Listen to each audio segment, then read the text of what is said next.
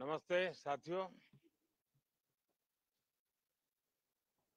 चुनाव में जैसे हम लोगों को भी दौड़ धूप रहती है, मीडिया के साथियों को भी बहुत परिश्रम करना पड़ता है, रात दिन दौड़ना पड़ता है, अलग अलग लोकेशन को कवर करना पड़ता है। तो आप लोगों ने भी बहुत कष्ट उठाया है। मैं आशा करता हूं कि मीडिया जगत के सभी साथियों का स्वास्थ्य अच्छा रहा होगा और पिछले एक आध सप्ताह का जो विराम मिला है उसके कारण भी अब आप फ्रेश होकर के फिर से मैदान में आए होंगे। तो 18वीं लोकसभा, और वैसे भी हमारे यहाँ व्यक्ति के जीवन में 18वीं इसका बड़ा महत्व होता है। एक नए कालखंड में प्रवेश करता है, टीनेज समाप्त करके। ये 18वीं लोकसभा एक प्रकार से नई ऊर्जा, युवा ऊर्जा और कुछ कर गुजरने के इरादे वाली ये लोकसभा है। और आजादी का अमृत महोत्सव के बाद का ये पहला चुनाव है। और एक प्रकार से वो 25 वर्ष हैं जो हमारे अमृतकाल के 25 वर्ष है, और जो 2047 देश जब आजादी की शताब्दी मनाता होगा, एक प्रकार से उन सपनों को साकार करने का एक बहुत महत्वपूर्ण पड़ाव ये 18वीं लोकसभा है। साथियों, एनडीए सरकार को तीसरी बार देश की सेवा करने का देशवासियों ने आदेश दिया है, अवसर दिया है। मैं देशवासियों का फिर से एक बार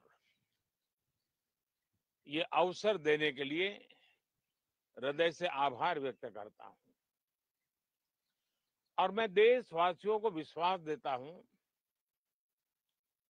कि पिछले 2 टर्म में जिस गति से देश आगे बढ़ा है, समाज के हर क्षेत्र में परिवर्तन साफ साफ नजर आ रहा है। 25 करोड़ लोगों का गरीबी से बाहर आना, ये अपने आप में हर भारतीय के लिए बड़ा गर्व का विषय है। और मैं देशवासियों को विश्वास दिलाता हूं कि 18वीं लोकसभा में भी, हमारे 5 साल के कार्यकाल में भी, हम उसी गति के साथ, उतने ही समर्पण भाव से देश की आशा आकांक्षाओं को पूर्ण करने में कोई कमी नहीं रखेंगे। आज सुबह एनडीए की मीटिंग हुई थी। एनडीए के सभी साथियों ने मुझे फिर से एक बार इस दायित्व के लिए पसंद किया है। और सभी एनडीए के साथियों ने राष्ट्रपति जी को इसकी जानकारी दी। और राष्ट्रपति जी ने मुझे अभी बुलाया था और मुझे प्रधानमंत्री डेजिग्नेटेड के रूप में काम करने एक नियुक्ति दी है। और मुझे शपथ समारोह के लिए और मंत्रिपरिषद के सदस्यों के सूची के लिए उन्होंने सूचित किया है।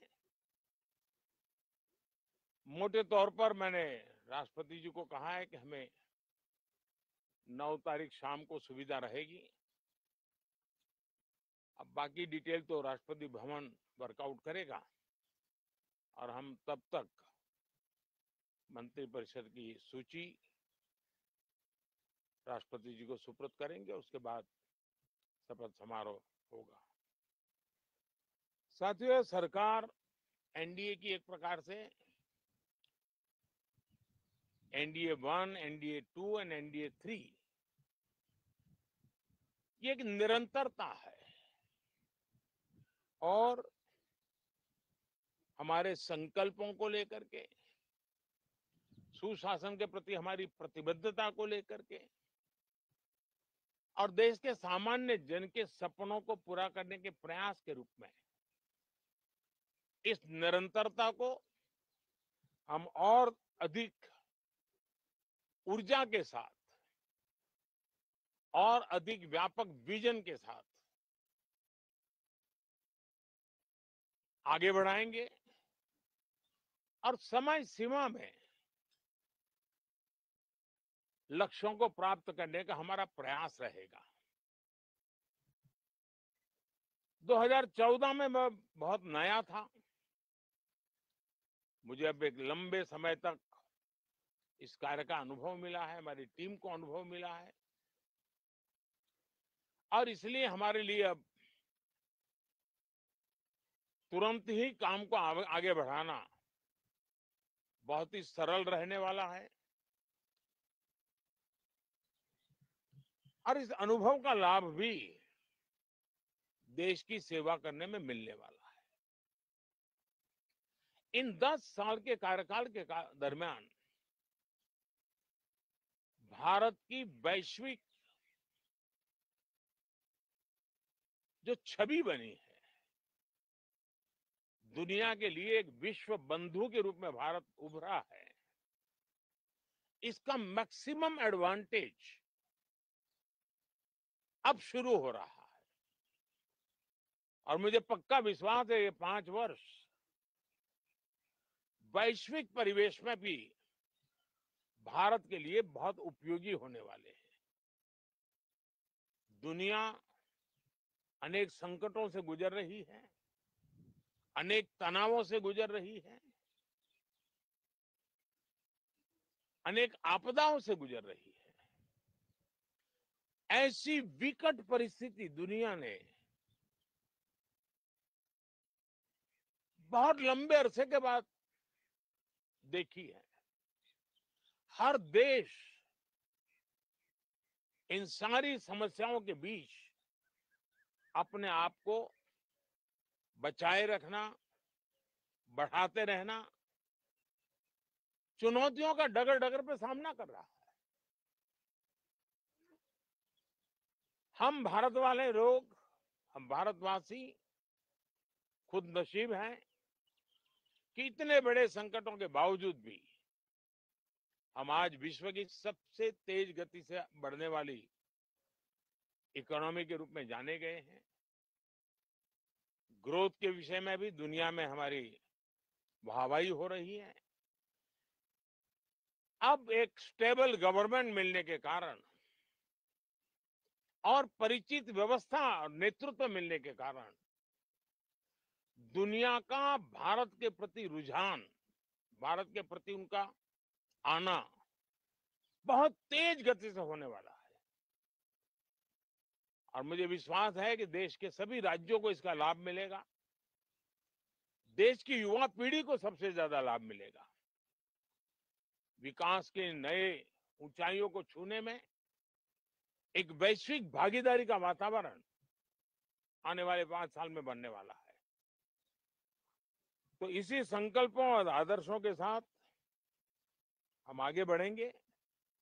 मैं राष्ट्रपति जी का हृदय से आभार व्यक्त करता हूं कि एक बहुत बड़े महत्वपूर्ण दायित्व के लिए उन्होंने मुझे निमंत्रित किया है आप सबका भी दोस्तों बहुत बहुत धन्यवाद। Thank you.